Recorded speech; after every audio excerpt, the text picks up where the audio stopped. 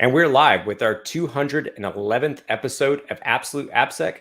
I'm Ken Johnson at CK Tricky on Twitter, joined by my co-host Seth Law at Seth Law on Twitter. Seth, say hi.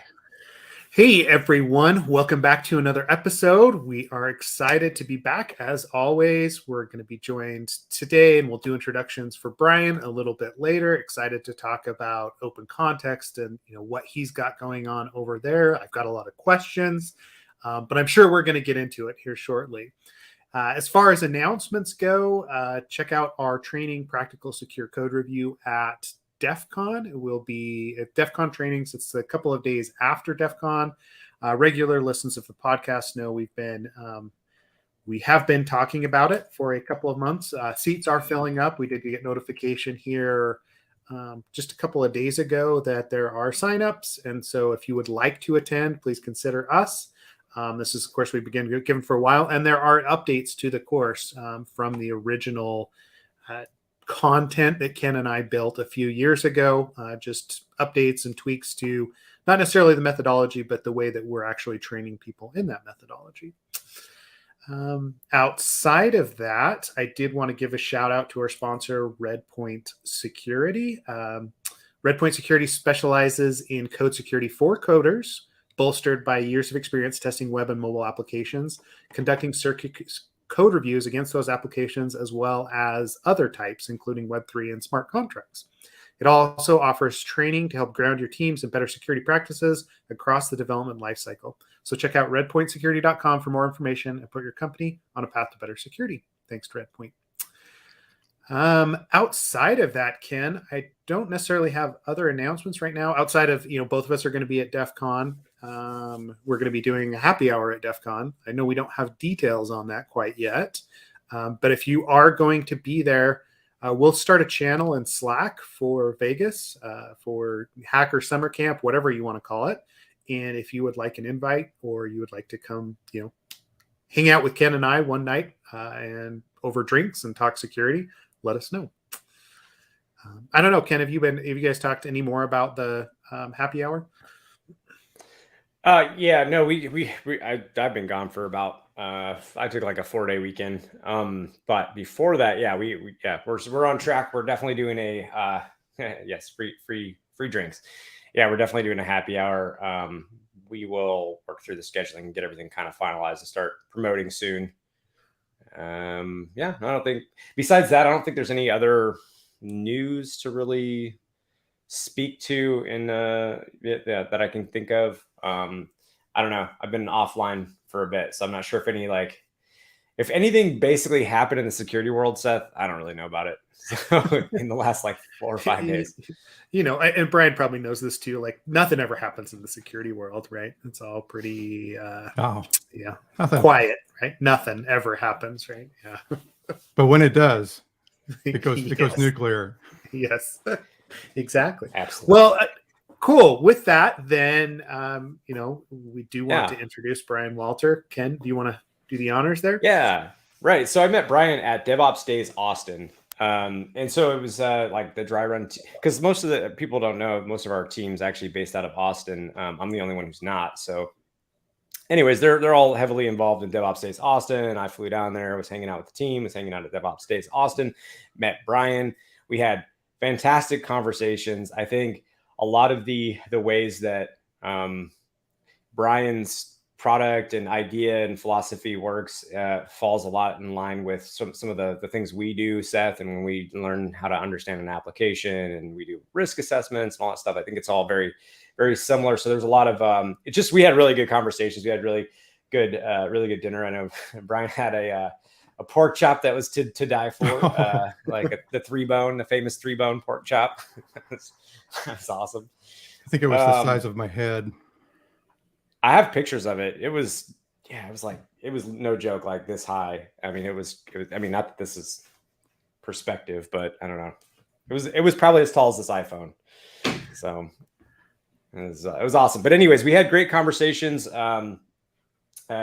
I figured, talking to Brian, we really should get Brian on the podcast, talk about it. But as you know, so laying the groundwork, we first need to know about Brian's origin story. We first need to understand Yes. how he came to be. How did he become the CEO of OpenContext, and what was the driving force there, and how did your career path, how did you get to where you're at in your career? What has your career path kind of looked like? Things like that. So with those introductions in mind. Thanks, Ken. It's I'm gonna have to go back a little bit, I think, and dial it back to the mid '90s, which probably dates me a little bit, but my tech career started in kind of an unlikely place, and that was working for a large grocery chain. And so you might think, well, what on earth would that be all about? But I spent the later part of the '90s driving around a U-Haul truck completely full of computers and check stand type stuff between every Safeway store in Arizona and Nevada and Southern California. And I can assure you that nothing smells worse than a gallon of milk dumped in a checkout scanner months later. and so I spent a couple of years doing this, driving around all wee hours of the night, cruising through the desert, 2 a.m, you're falling asleep. You're like, oh my God, I got to pull over and go and take a nap. Waking up to the sound of a cop knocking on the window and saying, hey, who are you? What's this van of computers? And why are you asleep in the desert? And so that's kind of how I started tech. We were rolling out this receiving application to every grocery store, and it was built on a SCO open server tower system we were putting into every store, and all those little handheld scanners you see them running around with back in the '90s, and so that was my first tech job. And I got that job because I was working in a store through college stocking frozen foods, and I just happened to see a post go by saying, hey, we need volunteers to do this. And next thing you know, I'm like the guy. Mm-hmm. And it was just kind of a funny experience moving from studying computer-aided manufacturing to being an IT guy.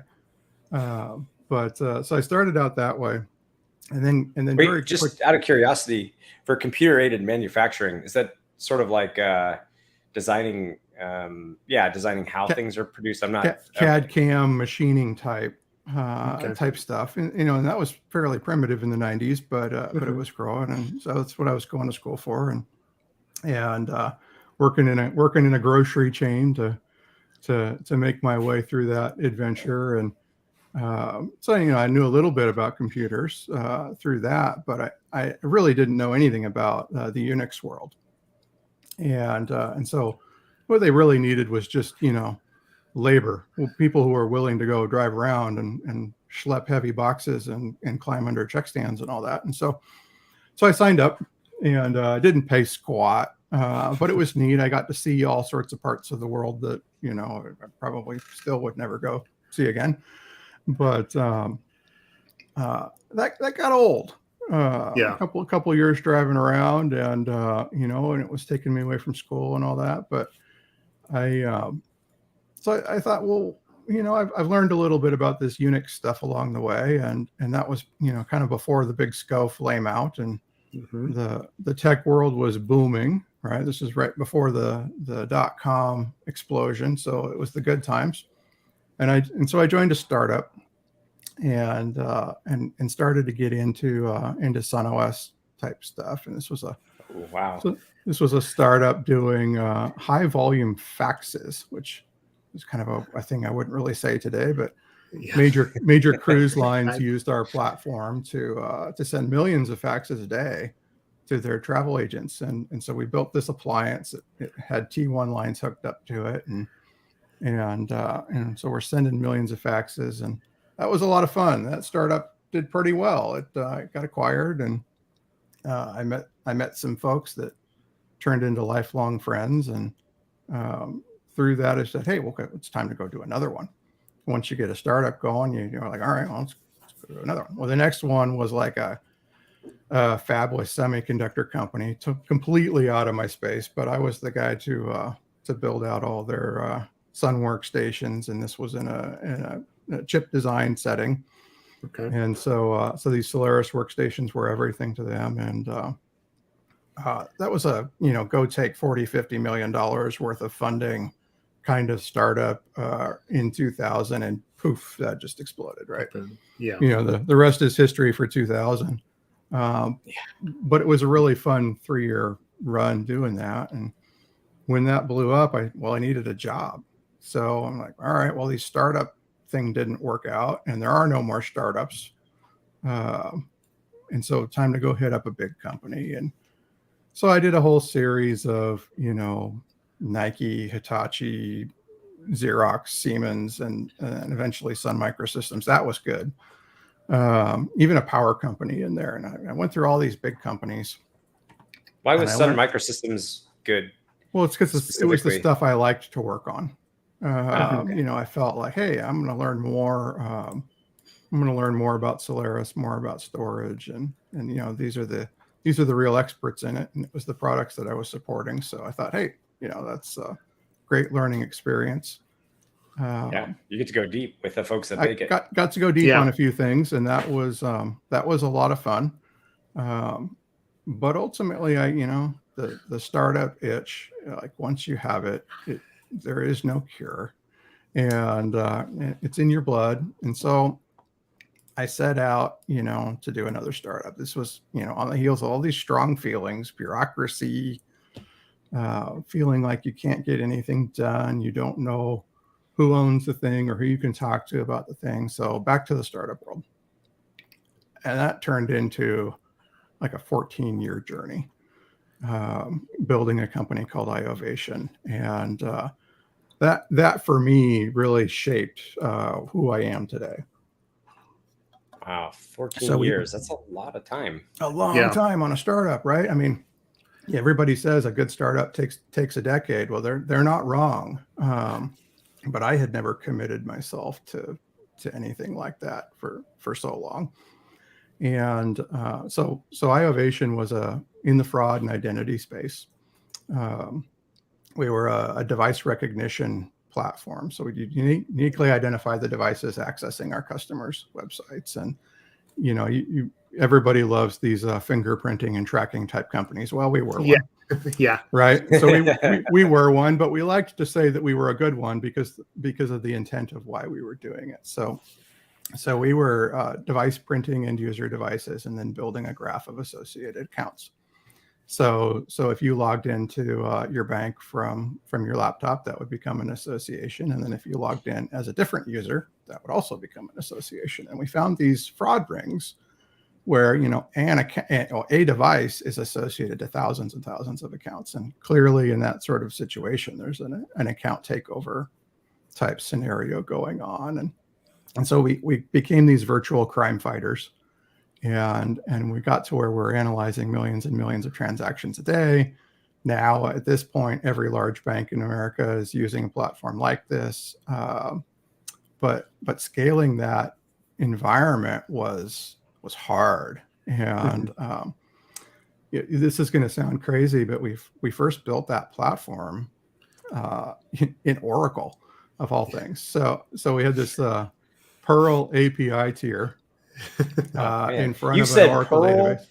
You said Sun Microsystems. You said T1. I mean, all feels old stuff, right? Go. Yes. Yeah, some old stuff here, right? And so we built this platform. And this is like 2007. Yeah, 2007 in Oracle PL SQL.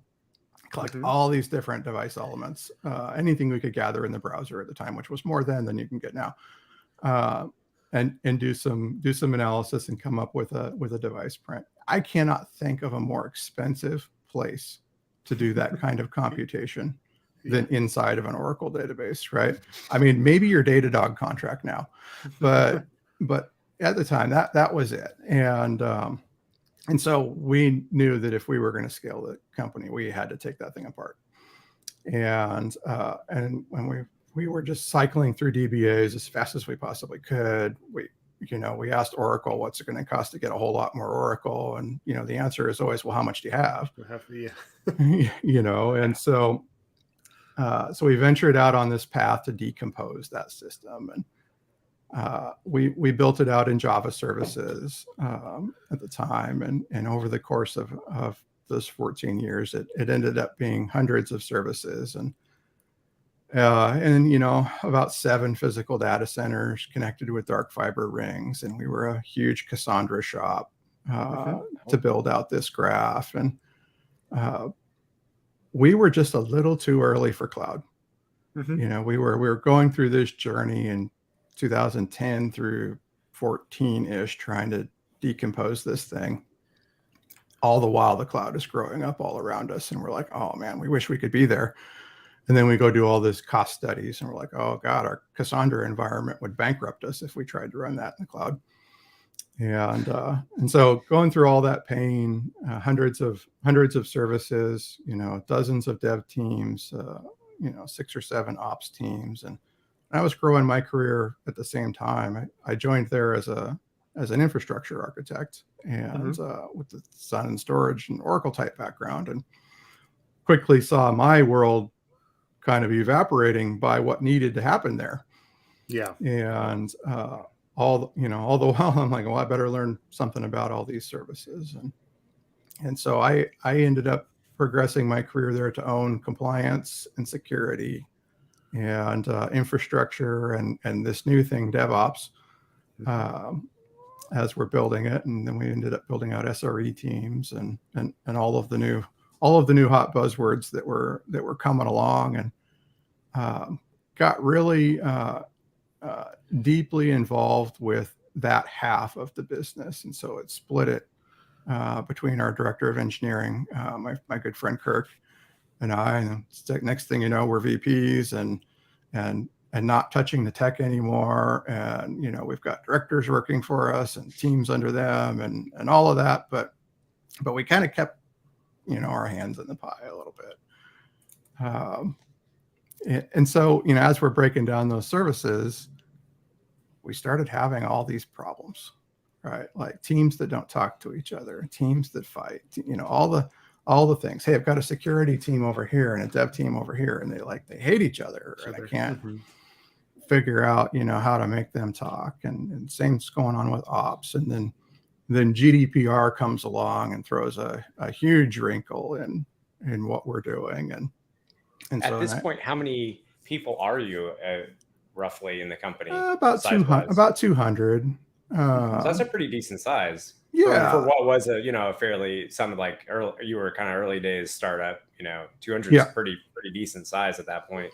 Yeah, we had grown to a couple hundred people, and our customers were these big banks and financial institutions. We started out with the dating type internet companies and social media type things, and turns out they've got the problem. They have all kinds of abuse in their platform. They're not going to pay any money to fix it. Yeah. Right. So you can only support that type of a place for so long before you realize that hey, the banks are where it's at, and because they'll actually pay to solve a problem. But yes, they will. Yes, they will. Yes, they will. But with that comes oh, okay, well, you're going to do SOC 2, and we need you to be compliant with all of this. And it was actually I just read Investments Unlimited, with John Willis's book, the other day, and it sent me through tons of flashbacks through audits with the Office of the Currency Comptroller, which it's totally scary experience, but we had to go through all of that as vendors to these major financial institutions, and getting our teams to work together was hard. And so that's why I love that book so much, because it has all these flashbacks, and so we had dozens and dozens of dev teams, and going international at the same time, and we had this need to understand who owned what, and we did what pretty much anybody else would do. We created a spreadsheet, and tried to work towards autonomous teams that could own the thing. Agile's the hot thing all around us. Can we put DevOps personas and operating personas in the same team as the developers? How's that going to go? And it went reasonably well, but we kind of learned along the way that just carving up who owned what wasn't ever going to be reality for us. Like we would go assign services to teams, and then we'd discover that people outside of those teams are contributing to them in like very meaningful ways. And whether that's security trying to support multiple teams, because we can have a security person for each team, or SRE trying to put libraries in each, in environments because they want to monitor things. And so we found out that we've got a lot of people who care about things that aren't necessarily the owners of those things, and getting those relationships to be good. There a lot of friction came out of that, and so I felt like I was pretty regularly dealing with the people problem more than the technology problem. We had these security folks that, hey, they got their list of problems and they just want them fixed.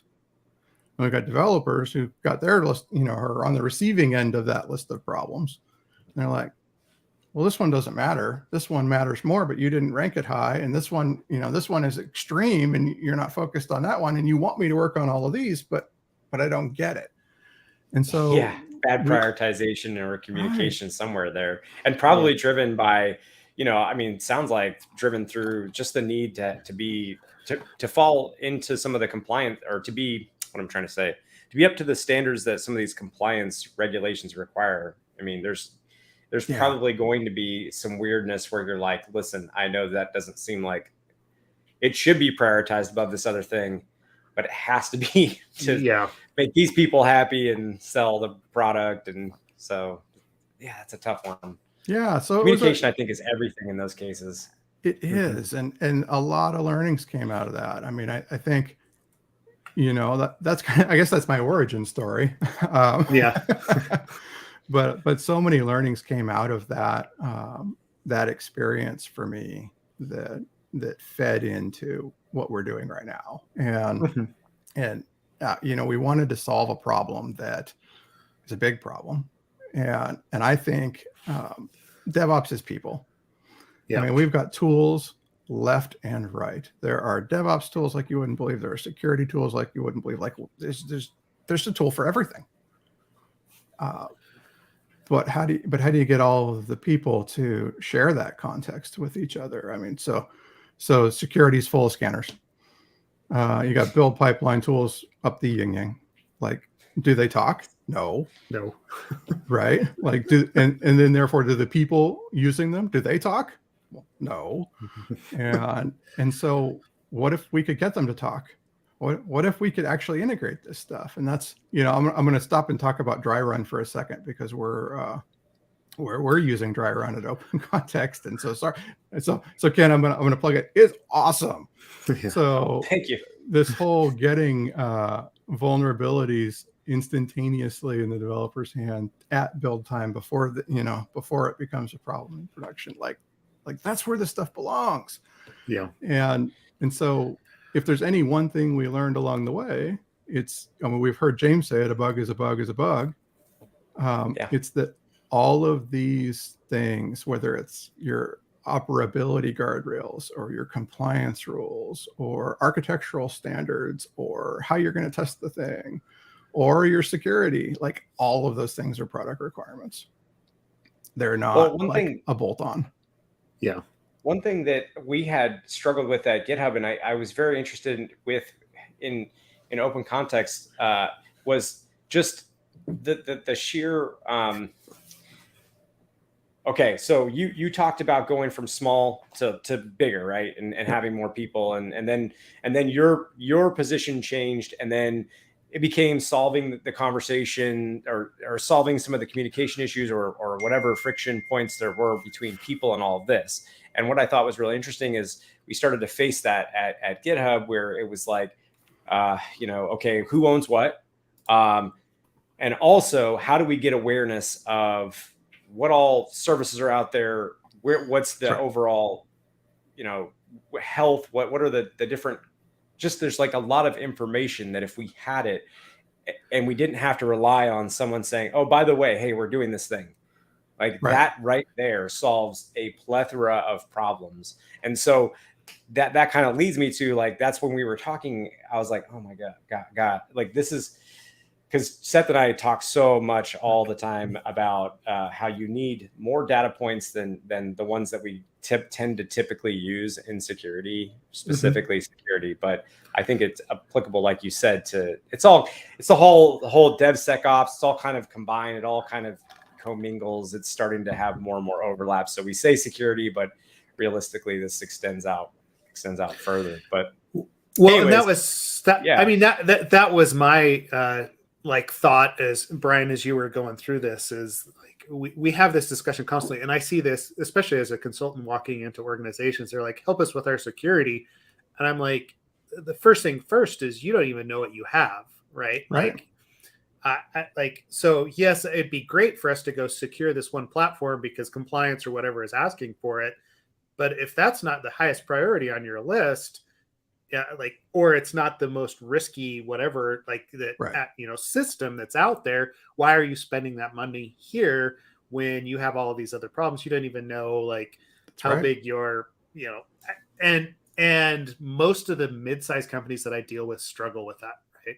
They just have no clue, right? Like where that fits. I mean, it looks like OpenContext is doing a lot inside of GitHub and the identification of different players there.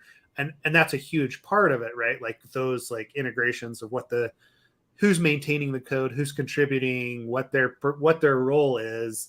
But once you make those connections, it just rolls out from there, right? Like app inventory or system inventory, not even an app or code inventory, is just, it's a massive problem. And I mean, I've seen people try to approach this from a network perspective, like they scan the network or they're looking at MAC addresses or whatever else. But then also like GitHub, that's another way to go at it, or your Git repositories. So I'd be interested to hear what other integrations, what other like data points you're looking for from a DevOps perspective that are going to help that out. Yeah, so we're not taking a just security or just build pipeline approach. We're going after the whole SDLC, and it's there's a bit of audacity in that, but we started with integrating with your repos and discovering all of the repos. Okay, well, that's a pretty trivial thing to do. Now let's go a level deeper and say, okay, are there any code owners files in here? And if you're not doing code owners, whether you use OpenContext or not, you should be doing code owners. And so code owners is a file that can live in your repo that declares, who owns this thing. And it can be done either at the repo level or in directory paths. And so that alone, huge value. So we scan for those, and then we say, okay, well, these are the declared owners of a thing. The thing that gets interesting is we're finding that the committers to things are not always the people that are declared in those things. So we want to get the committers too. So we get the repos, we get the committers, we get the code owners, we get anything that we can get in terms of library data, and this will continue to expand.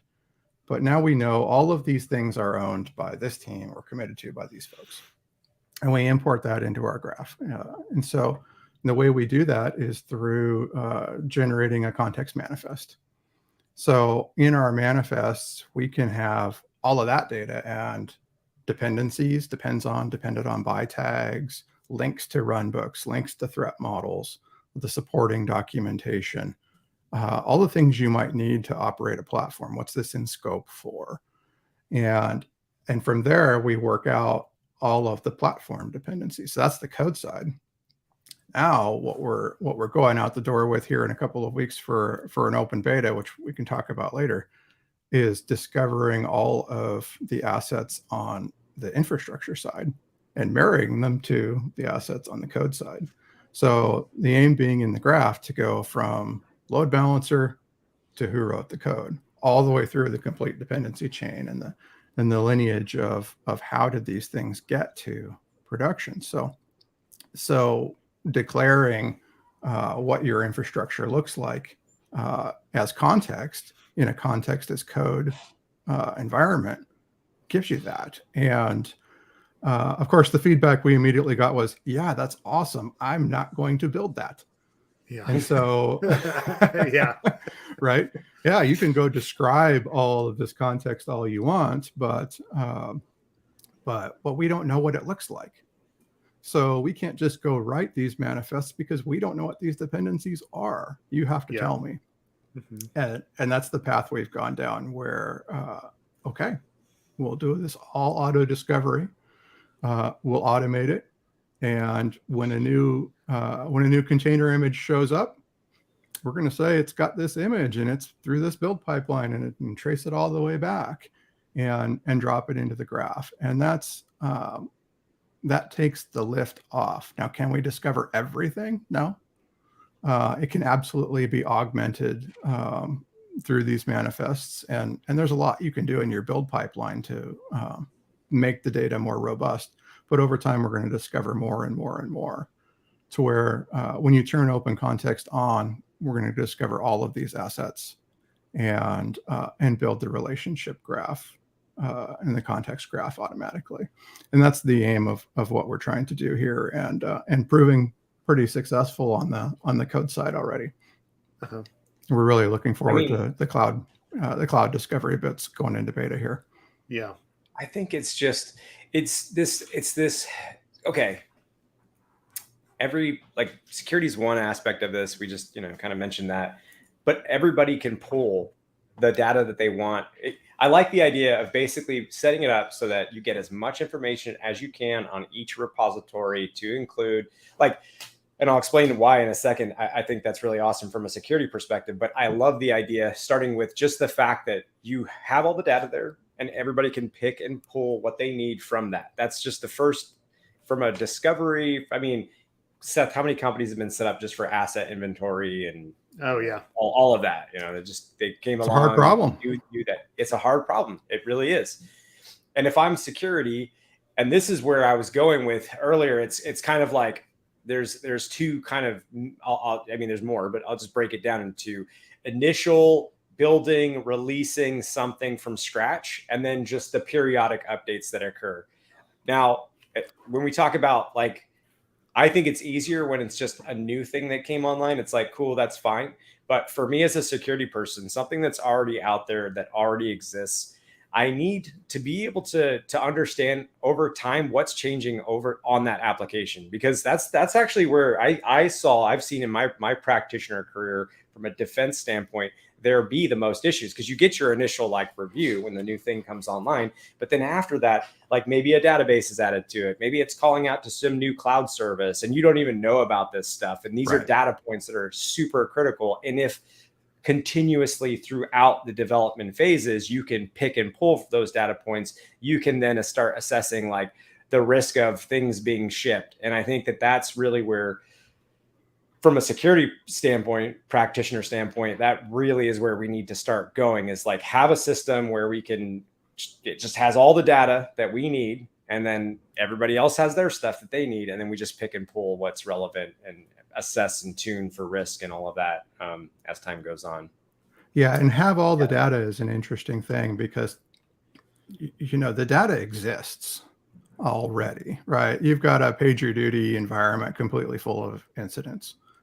Well, how many developers really see that? And how do they know that, this thing that they are managing from a code perspective and a feature perspective is actually waking up an SRE team all the time? That context is missing. And that's where friction comes from between teams. And so it's the same goes for security. Security's got all the great tools in the world to generate these lists of problems, but how are they getting them to somebody who can fix them? And I believe, and this is a hill I think we'll all die on. Developers do care about security. Developers do care about the operability of their code. Developers do care that stuff remains safe and compliant. They do care. And what's missing there is that shared context between and now I'm blanking on the word, but the perspectives of the different parts of the org, right? I feel like if the data were available a lot of that friction, and the perspectives would then just become shared. Mm-hmm. Well, especially as you grow, you get disconnected. You definitely get disconnected. I mean, like I said before, I've seen this over and over again. As you grow, like, yeah, you get a little disconnected from what one team is doing over here, what's happening over there. And just, it's like, again, to your point, you need a way to keep up without necessarily having to ping, especially if you have a remote first company like we did, Yep. right? That exacerbates that whole thing, like maybe 100-fold to a degree, because like, you don't want to ping somebody, you don't know what time zone they're on, or even if you may know what time zone they're on, but it may just be like an inconvenient time. You don't want to like wake them up, and maybe you just don't want to even ask those questions. And yeah, just having that sort of like, well, especially if you're not sure they're actually the one who is responsible for a thing. Like there's this sort of imposition where I'm reaching out to go talk to somebody about a thing. I'm not even sure that they own it. And even just that little bit of a bit of friction in your mind's like, all right, well, now I'm not going to go reach out. Well, what if you could just look? What if you could say, who was the last one to touch this thing? Right? Why is this code here? What other system depends on it? Who wrote it? Where is it deployed in the environment? What customers depend on it? What does it do? Who can I talk to about it? And like, who owns it? Like, those are really hard questions to answer. I'll give you a great example of going through that. Whenever we got bug bounty submissions in, obviously later I dealt with less of this because we had a dedicated bug bounty team. But in the first few years at GitHub, we get these bug bounty submissions in, or even when I was at Living Social, not through a bug bounty program, but you get bug reports. And the first thing you do is you start going in and you looking at Git blame to try and figure out who's the last one that touched this. Yeah. And then you're like, well, that person's not here anymore. So what team were they probably on at that point? Meanwhile, the team names have already shifted. And you're like, wait, all right, who do I reach out to now? And now let's talk about code owners, because code owners aren't as simple as people think. Like, they're not. Yeah, it's not like there's like one team and you're like, cool. It's like, no, all right, this is a monolith. It's got, again, I'm going to use GitHub as an example, a huge API owned by, I don't know, 100 different teams, and each of them have to like declare which components of the API or which components of the monolith they actually own. And then you have to hope those teams still exist too, by the way, and that it's been kept up to date. So it's always, that is the bane of a lot of people's existence when it comes to incident response, whether security or otherwise. And it's out there. We're working with a shop right now that's got 200 people in one repo, and they manage collisions through code paths, and their whole world is keeping people from hurting each other. Mm-hmm. It's like the coordination involved in that is astounding, right? So that's why we set out to not build another service catalog, right? Mm-hmm. So we looked at this, this approach of, what's out there existing to try to do some of this stuff. Remember the CMDB? Oh my God, everybody thought the CMDB was going to be everything. And I think it was rooted in some really good principles, but I've never seen one that works anywhere. Mm-hmm. And I've seen a million different products show up in an attempt to solve this, to solve the CMDB type of a problem, or service catalogs, right? They're very intertwined, and it just feels like the big gap there is, A, they're not a real-time view of the environment. They're always stale. And B, they don't focus on the people. Mm-hmm. Well, and that's like to your point on the focusing on the people and the contributors, everything, Brian, I'm thinking back to some of the like early security tools that tried to do this sort of like a graph analysis of like network, and like they did really well on identifying like, oh, we go and we talk to your Cisco switches, and we go and we talk to different like components on the network. We can tell you that all these systems exist, but then they would never like log into like the Windows systems to tell you who was actually using those devices. It was just like this, oh, well, it's on this network, it's this IP address, and it has these vulnerabilities in it. And we know that it's up, and it's actually being like, so it's actually vulnerable, and there's an attack path into it. But then going and actually fixing it required the people portion of that, right? And that's where it would, like, you would struggle. Is, same thing as an external person going in and trying to help people fix their code. Most of the time they have no idea where it lives, even like what Git repository it actually lives in, especially in a dynamic and style environment. And I don't know where you can actually, I don't know of another tool that's doing that sort of analysis. That's all I was trying to get to. Well, and that might be in the code environment. A lot of times we're faced with working backwards from prod, right? So we found this thing. How do I even know what repo it came from?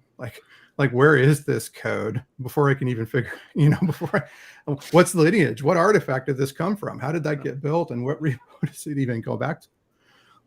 That's really hard in a lot of companies.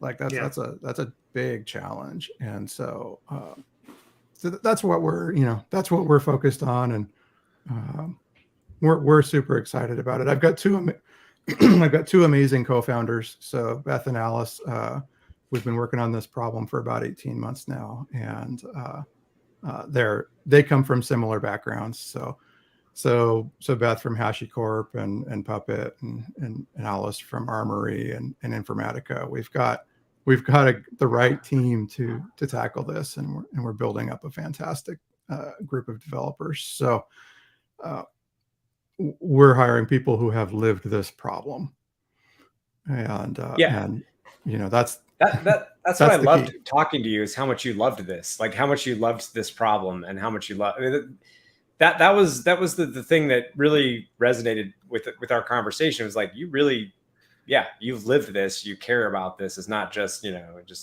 another thing to just a product to build or something like that. It's like really something you believe in. And it's nice to see that.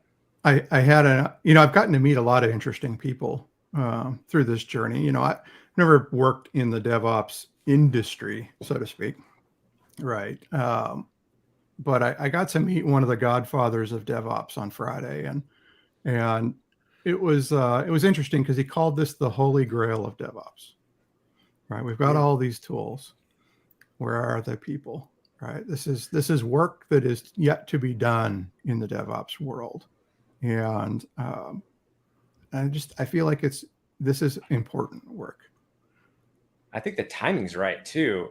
Really, I think it's truly. I'm saying that because as we were talking, I mean, when we were having our conversations, I was like, man, first of all, there's like a bunch of ideas that spidered off from how to use the tool, but in general, I think this goes to where Seth and I have been, and people we've had on the podcast, and the community the listeners that support the podcast, and everybody kind of has this acknowledgement that, I mean, you've heard everybody talk about shift left forever. And I think we're all acknowledging, like, we keep saying shift left, but we're not really shifting left to really any measurable degree. We're maybe sometimes pushing responsibilities of our own onto developers, or maybe we're putting tools earlier on or whatever. But to really truly start to shift left and to really be integrated, you have to really be integrated. You really have to, it all has to be one. It all has to be one big piece of the pie that we are all helping contribute to. And I think when you capture this kind of information, have it real time, have it backed with, again, you're not building a new service catalog, but these are things you attach to a service catalog, right? This is a picture and a window into sort of, exactly the health of your environment. And again, you interpret it as you want. And I think that's where we should be going. And so I just keep saying that because I was really inspired when we had those conversations. And I don't say that like lightly. I really mean that. And it's been, I think also there's a lot of overlap in our ideology there. So. Oh, there absolutely is. And I've been, questioning the term shift left for a little while now, but that's, I come from a product environment, and so I view all of these things as product requirements. Mm-hmm. And so, that means you have to care about this stuff right from the beginning. So if that is shift left, I guess that's what it is, but I don't like the linear progression concept of the SDLC. one thing after Yes. another. And there's been some recent work. Emily Freeman at Amazon did an interesting talk on the revolution model of your SDLC, and it views it more of a spoke and pie model of all of these things matter, and your work is never done. Right? You release something into production, that ain't it. It's not a one and done, and so it's a continuous cycle, right? So where is left in a circle? There is no left and right in a circle. Yeah. Right. Yeah. So yeah, you got your release out the door. Does that mean our security is over? No. Does that mean operability is over? No. Yeah.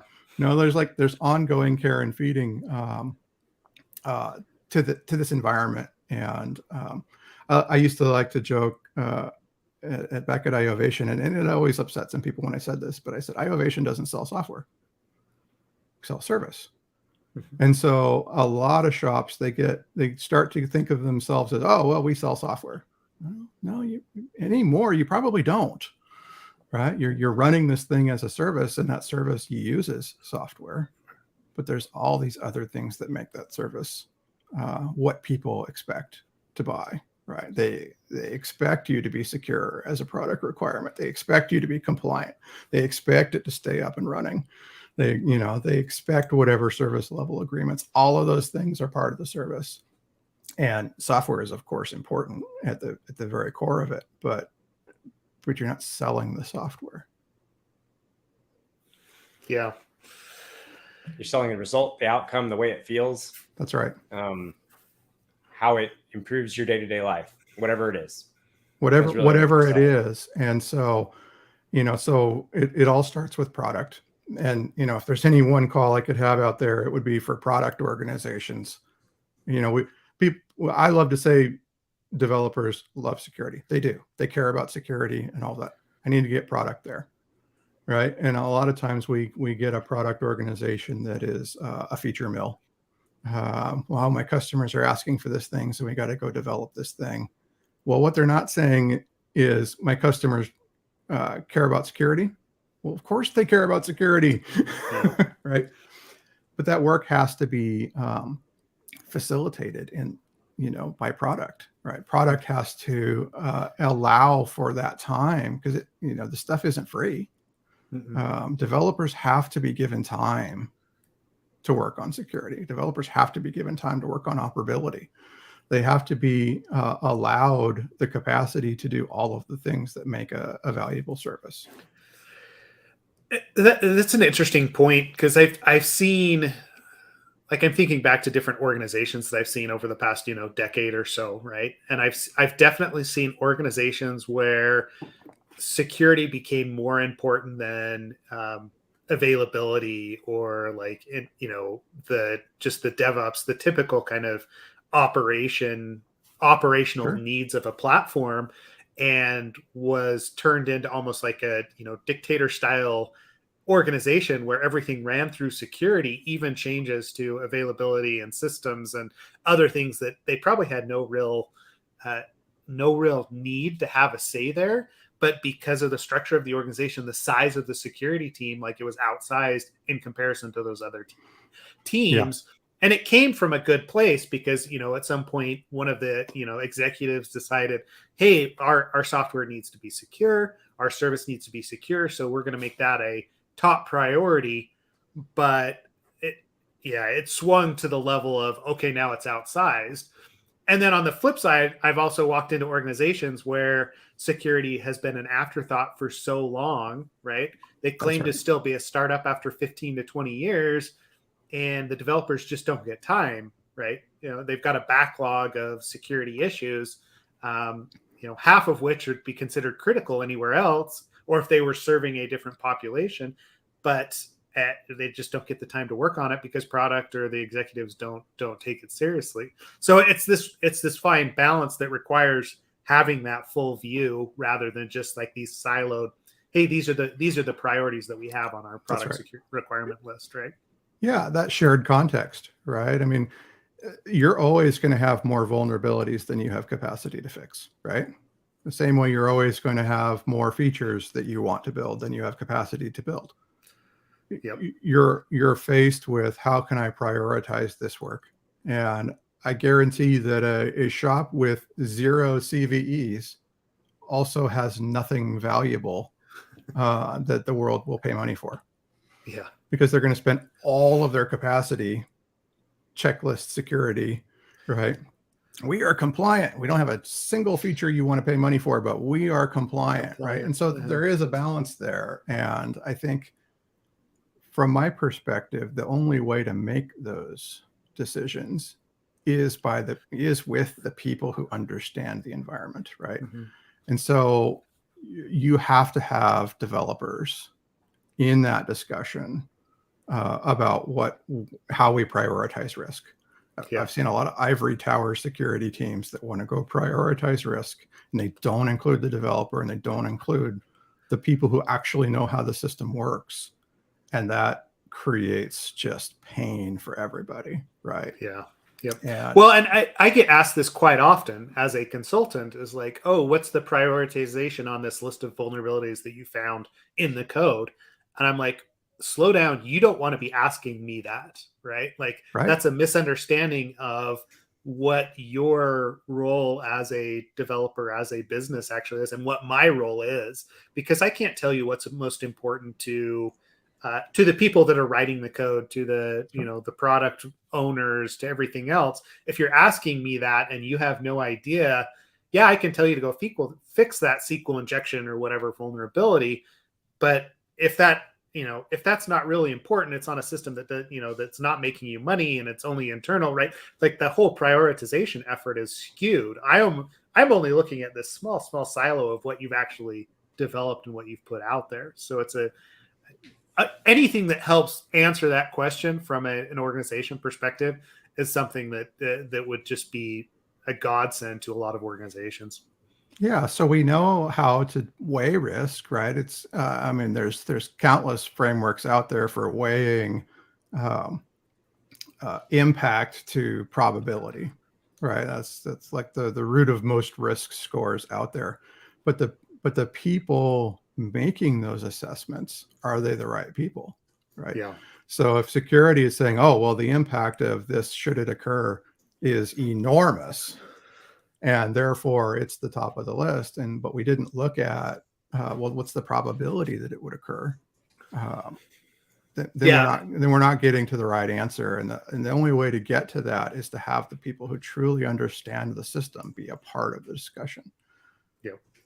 Well, and that's, I think that's one thing that, like, we swung to the ivory tower security, group that's there, but a lot of developers don't realize that those impact statements, right, like, are written by security people, and a lot of it, like, I can make up a story where, like, an insecure cookie flag leads to, right, complete destruction of this application and takeover, right? And yes, like, there's always that possibility of having an application there, because you're going to have those security weaknesses that are inherent to hosting a system and providing a service, to your point. But the developers don't necessarily recognize that that's not a defined list of impacts that is to be taken as rote scripture, whatever you want to call it, right? It is an opinion based on what they know of that application, and they probably don't have the same knowledge as the developers do. Right. So this is, for me, this is why, we built a security champions program. Mm-hmm. And so everybody's got a different definition of what this is. So here's mine. We take in an autonomous developer team, we take a developer on that team, nominated by that team to be the security champion. And we have that security champion participate in a security council. And in that council, you've got product folks. Maybe you've got some client executive type folks who can help weigh risk. And then you've got security and operations and development.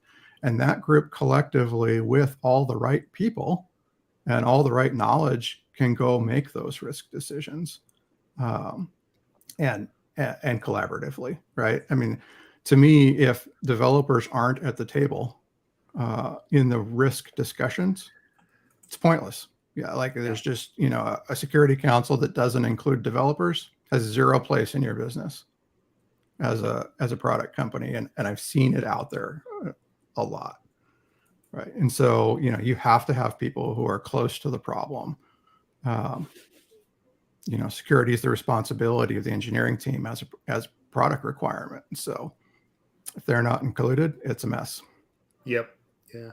I always like to tell the story during training, and Ken's heard this before, right? Like the best vulnerabilities that I've like, some of them, like finding a SQL injection in like a web service, through a code review, thought like we were hot shit or whatever, and then went to report it to the development team.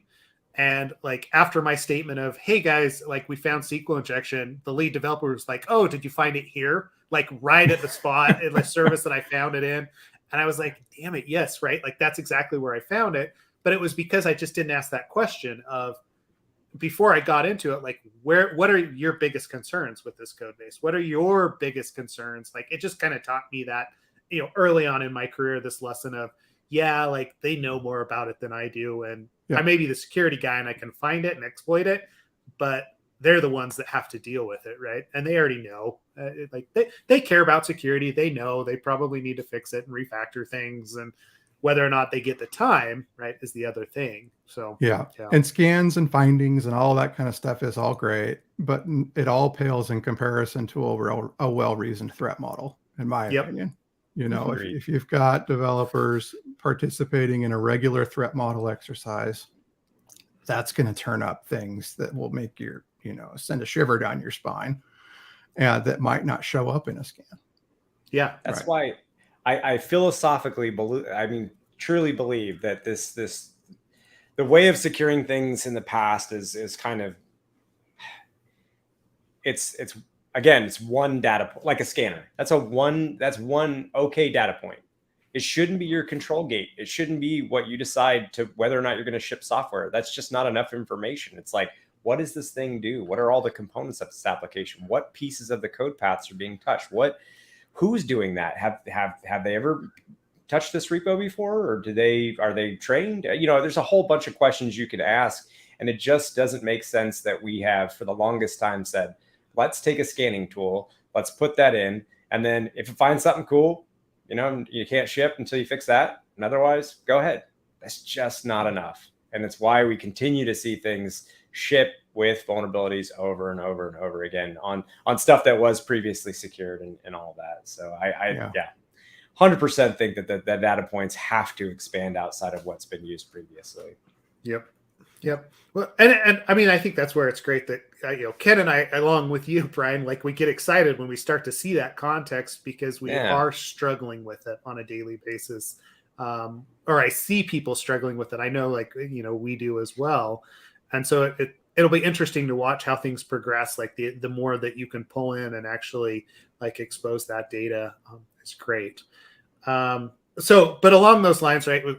I feel like we could go for another, hour, but we could. I do want to, I want to be cognizant of your time, Brian, and we appreciate you coming on, and speaking with us about this. If people want to continue to have a conversation with you, like where can they find you? Like, what are the channels that you use? So I'm in the Absolute AppSec Slack channel. Sweet. Good answer. Best place ever. Best place ever. So OpenContext.com is our website, and I'm a pretty easy to find guy on LinkedIn. I'm at BD Walter on Twitter. It's on the screen right there. OpenContext is GA for all the code and context as code components already. We're going into beta for cloud discovery. So we'd love to have you. I will hook you up. I'm happy to give anybody access that wants to try it out, and that's it, that's where we're at. I'll be at Monitorama in Portland next week, and so anybody go on to that, I'd love to meet you there. I'll be at DevOps Days Seattle as well, and hopefully GitHub Universe. So but do hit us up. I'll hook you up. Okay, sweet. It's worth it. It's worth a try, guys. I would definitely give it a shot. I think this is very exciting. Yep. Yeah, we deploy SaaS or on-prem in your Kubernetes environment. So if you're not ready to take the leap on a SaaS service, we can do on self-hosted as well. So awesome, cool. Well, good deal. Appreciate it, Brian. Likewise, this Yeah, has been thanks for fun. your time. Yeah, it's been a fun conversation. There's a lot. I got a lot going on in my head, right? Like, which is always a good thing, but it does mean that we don't get to all the questions and stuff. I know we had a couple on YouTube, but we'll take it into the Slack channel from there. If you haven't joined the Slack channel, please do. You can find Ken and I and Brian there, as well as a lot of other conversations that are going on. A lot of good people, and yeah. Otherwise, I think we will go ahead and call it for today. Ken, is there anything else that you wanted to add? No, just thank you again, Brian. Thank you to the listeners. And yeah, Seth, this is why Brian and I had such a long dinner. And then I think the next morning we were at the airport just chatting about this forever. So, man, I'm just happy to get you on the podcast and for everybody else to hear about this, because, if I hadn't gone to DevOps Days, I don't think I would have met you. So it's awesome. Yeah, this has been a lot of fun. Yep. Good call. All right. Well, thanks to Brian. Thanks to Redpoint for sponsoring today. And we will catch you all next week. Thanks.